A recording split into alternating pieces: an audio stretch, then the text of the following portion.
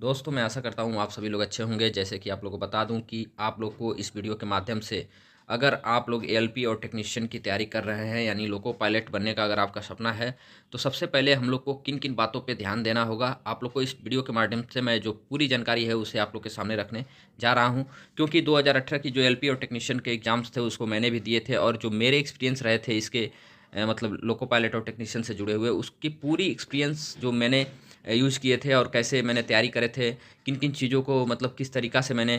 ये करा था प्लानिंग। तो पूरी जो मेरी एक्सपीरियंस रही थी 2018 के लोको पायलट से जुड़ी हुई मतलब तैयारी को लेके, उसके एक्सपीरियंस के माध्यम से मैं आप लोग को पूरे एएलपी और टेक्नीशियन के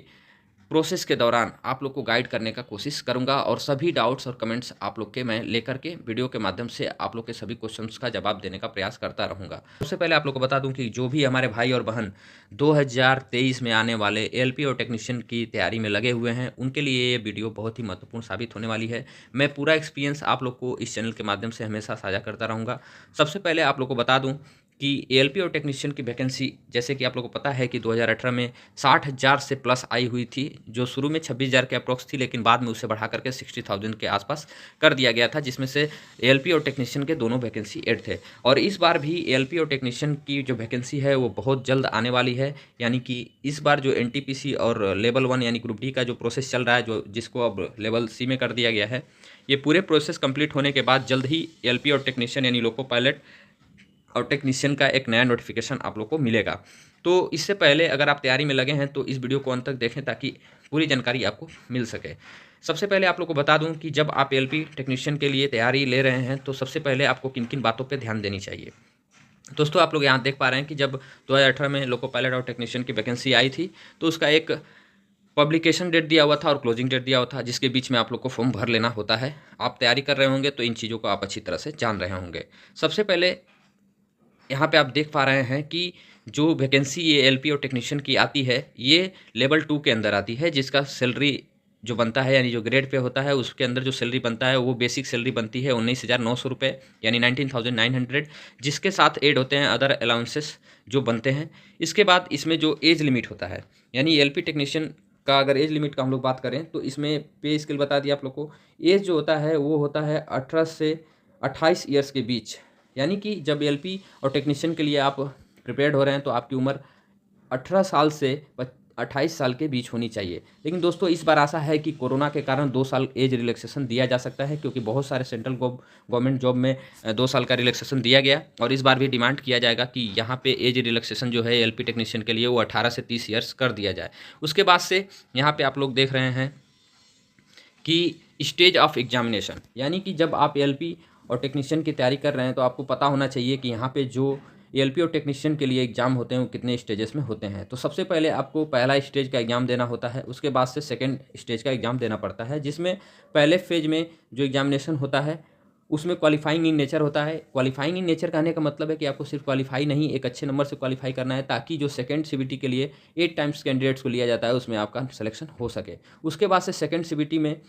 आपका एग्ज़ाम होता है, जिसमें सेकंड सीबीटी में एक पार्ट होता है जिसका नाम होता है नॉन टेक्निकल पार्ट और एक दूसरा पार्ट होता है जिसका नाम होता है टेक्निकल पार्ट, यानी सेकंड सीबीटी में आपको 2 पार्ट में एग्ज़ाम देने होते हैं। और जो भाई एएलपी के लिए तैयारी करते हैं उनको एक अलग से साइको एग्ज़ाम यानी थर्ड जो स्टेज है उसका एग्ज़ाम देना पड़ता है, जिसको बोलते हैं साइको एग्ज़ाम का टेस्ट। साइको एग्ज़ाम के टेस्ट की तैयारी और साइको एग्ज़ाम का प्रिपरेशन का तैयारी का पूरा डिटेल्स मैं इस चैनल पे एक वीडियो के माध्यम से आप लोग को प्रोवाइड कर दूँगा। सबसे पहले यहाँ पे जब आप सीबीटी एग्ज़ाम देंगे तो आपको पता है कि यहाँ पे नेगेटिव मार्किंग भी होता है, यानी कि प्रत्येक क्वेश्चन पे नेगेटिव मार्क आपको दिया जाएगा, जिसमें से यहाँ पे नेगेटिव मार्किंग जो होती है 1/3 का होता है, यानी कि अगर एक क्वेश्चन आप गलत करते हैं तो आपके 1/3 मार्क्स काट लिए जाएंगे, यानी डिडक्ट कर लिए जाएंगे, माइनस कर लिए जाएंगे। उसी तरह से दोस्तों जो मेन बातें हैं इस वीडियो के माध्यम से मैं आप लोग को बता देता हूँ जो एलिजिबिलिटी से जुड़ी हुई हैं, और बाकी डिटेल्स मैं एक अगले वीडियो के माध्यम से आप लोग को बताऊँगा कि जो आपका क्या सिलेबस है और पूरे सिलेबस की तैयारी का आपका प्लान क्या होना चाहिए। तो सबसे पहले इसके बाद आपको बताऊं कि मैं बताया कि जब 2018 में वैकेंसी आई थी तो 26,502 वैकेंसी टोटल थी, जो बाद में रिवाइज होकर के ज़्यादा हो गई। दोस्तों इसमें आप लोग को, अगर आप लोको पायलट के लिए स्पेशली तैयारी ले रहे हैं, अगर आप डिप्लोमा होल्डर हैं तो आपको एक ही पोस्ट जिसमें लोको पायलट है उसी के लिए एलिजिबल माना जाएगा, क्योंकि आईटीआई वाले लोको पायलट के लिए भी एलिजिबल होते हैं और टेक्नीशियन वाले पोस्ट के लिए ही, लेकिन बीटेक और डिप्लोमा जो होते हैं वो मात्र लोको पायलट वाली वैकेंसी के लिए ही एलिजिबल होते हैं। तो इसमें सबसे पहले जो लोको पायलट बनना चाहते हैं उनके लिए सबसे पहले जो मेडिकल स्टैंडर्ड होता है वो अच्छा होना चाहिए, क्योंकि लोको पायलट में A1 का मेडिकल स्टैंडर्ड मान्य होता है, जिसमें देखिए यहाँ पे लिखा है कि general fitness, physically fit in all respects. आपको फिजिकली फिट होना चाहिए सभी रिस्पेक्ट में, यानी किसी तरह के आपके फिजिकली इशू नहीं होने चाहिए। उसके बाद से विजुअल एक्यूटी होना चाहिए आपके पास, यानी कि जो लोको पायलट पोस्ट है उसके लिए आपकी विजुअलिटी जो है, यानी आंखों का जो पावर है वो बहुत बढ़िया होना चाहिए। यहाँ पे विजुअलिटी जो है वो 6/6 विदाउट ग्लास मांगा जाता है। उसके बाद दोस्तों near vision, distance vision, colour vision, binocular vision, बाकी सभी चीज़ें आपको इस मेडिकल के दौरान आपको टेस्ट करा के वो लोग कंफर्म करते हैं। यानी कि लोको पायलट बनने के लिए आपका सबसे पहले, अगर आप लोको पायलट का सपना रखे हैं तो आप पहले ये इंश्योर हो जाएं कि आपका जो आँख का जो विजिबिलिटी है वो क्या है। क्योंकि दोस्तों अगर आप एलपी की तैयारी में लगे हैं और आपका आँख ही सही नहीं है तो आपकी पूरी मेहनत बेकार जा सकती है। इसके अलावा आप जेई और एसएससी की तैयारी कर सकते हैं। बाकी जो टेक्नीशियन पोस्ट के लिए कैंडिडेट फाइट कर रहे होते हैं उनके लिए मेडिकल में आई को लेकर के कुछ अलग अलग, जैसे B1, यहाँ पे अगर आपका मेडिकल स्टैंडर्ड आई को लेकर के B1 है तो आपको टेक्नीशियन वाले पोस्ट अलॉट करे जा सकते हैं। जैसे कि यहाँ पे 4 अलग अलग तरह के आई के मेडिकल स्टैंडर्ड लिए जाते हैं, जिसमें से सबसे पहले आपको बता दिया मैं कि A1 ए लोको पायलट में लिया जाता है। बाकी B1, B2, C1 ये सब जो मेडिकल स्टैंडर्ड आई के, ये अलग अलग पोस्टों के लिए वैलिड होते हैं। तो आप ऐसा ना करें कि आपकी आँख के इशू हो और आप लोको पायलट की तैयारी में बेफजूल लगे हैं। दूसरी बात है दोस्तों कि अगर आप लोको पायलट की तैयारी कर रहे हैं तो आप अभी से अपनी तैयारी को मजबूत बनाएं, क्योंकि लोको पायलट और टेक्नीशियन की वैकेंसी बहुत जल्द ही आने वाली है और अच्छे खासे सीटें यहाँ पे आने वाली हैं। जो मैंने एज रिलैक्सेशन को लेके आप लोग को बातों बोला था वहाँ पे, यहाँ पे जैसे देखिए यहाँ पे दिया हुआ था 2018 वाले नोटिफिकेशन में कि जो SC ST कैंडिडेट होते हैं उनको 5 ईयर्स का एज रिलैक्सेशन दिया जाता है। उसी तरह से जो OBC non creamy layer candidates होते हैं उनको 3 ईयर्स का एज रिलैक्सेशन यहाँ पे दिया जाता है। उसके बाद आप यहाँ पे देख रहे हैं कि एक्स सर्विसमैन जो कैंडिडेट्स होते हैं उनके लिए बोला गया है। उसके बाद से पर्सन विद डिसेबिलिटी यानी जिसको PWD बोलते हैं ER में, उनको 10 ईयर्स का। उसके बाद से OBC नॉन क्रीमी लेयर में जो PWD होते हैं उनको 13 ईयर्स का, और उसी तरह से बाकी एज रिलैक्सेशन दिया जाता है। यहाँ पे आप लोग को सबसे जो इम्पोर्टेंट बात मैं बोलने जा रहा हूँ वो ये बात होगी कि इस बार जो एलपी और यानी लोको पायलट और टेक्नीशियन की जो वैकेंसी आने वाली है उससे पहले आप लोग अपने अपने जो कम्युनिटी से बिलोंग करते हैं, जो भाई OBC से हैं, SC से, ST से हैं, EWS से हैं, वो सभी लोग अपना अपना जो कम्युनिटी का जो फॉर्मेट होता है सेंट्रल वाला उसमें अपना ज़रूर बनवा लें, क्योंकि जब भी DV होता है उस फॉर्मेट का डिमांड किया जाता है। और इस बार हो सके कि एप्लीकेशन फॉर्म में आप लोग के जो कम्युनिटी के सर्टिफिकेट होते हैं उसके नंबर भी मांगे जाएँ, तो इसीलिए आप लोग अभी और आज ही अप्लाई कर लें अगर आप लोग अपना कम्युनिटी सर्टिफिकेट नहीं बनवाए हैं तो, क्योंकि ये डॉक्यूमेंट्स वेरिफिकेशन के समय मांगा जाता है और इस बार हो सके एप्लीकेशन के समय भी मांगा जा सकता है। तो ये गलती आप लोग ना करें, आज के आज ही आप लोग अप्लाई कर लें इसके लिए, अगर आप अप्लाई नहीं किए हैं तो।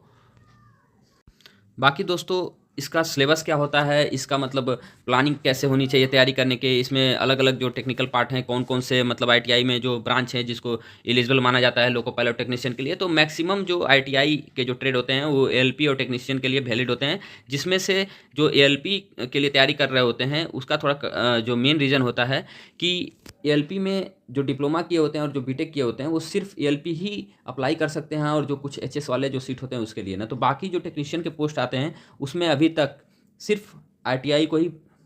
वैलिड माना गया है, क्योंकि जो एलिजिबल होते हैं टेक्नीशियन वाले पोस्ट के लिए वो ITI कैंडिडेट्स ही मात्र होते हैं, वहाँ पे BTech और डिप्लोमा वाले अप्लाई नहीं कर सकते हैं। तो दोस्तों बाकी किसी भी तरह की जो जानकारी मतलब एग्ज़ाम से जुड़ी हुई और जितने भी मतलब इन्फॉर्मेशन जो LP से जुड़े हुए, टेक्नीशियन से जुड़े हुए होंगे, चाहे वो साइको एग्जाम से रिलेटेड हो, हर एक जानकारी मैं इस चैनल के माध्यम से आप लोग को वीडियो बाय वीडियो आप लोग को देता रहूँगा, और आपके जितने भी डाउट्स रहेंगे उनको मैं क्लियर करने का हमेशा प्रयास करते रहूँगा। अगर आप इस चैनल को अभी तक मतलब सब्सक्राइब नहीं किए हैं तो आप इस चैनल को सब्सक्राइब कर लें, क्योंकि आने वाले फ्यूचर में LP और टेक्नीशियन से जुड़ी हुई जितनी जानकारियाँ होंगी मैं इस चैनल के माध्यम से आप लोग को गाइड करने का कोशिश करूँगा। धन्यवाद दोस्तों, मिलते हैं नेक्स्ट वीडियो में नए अपडेट्स के साथ।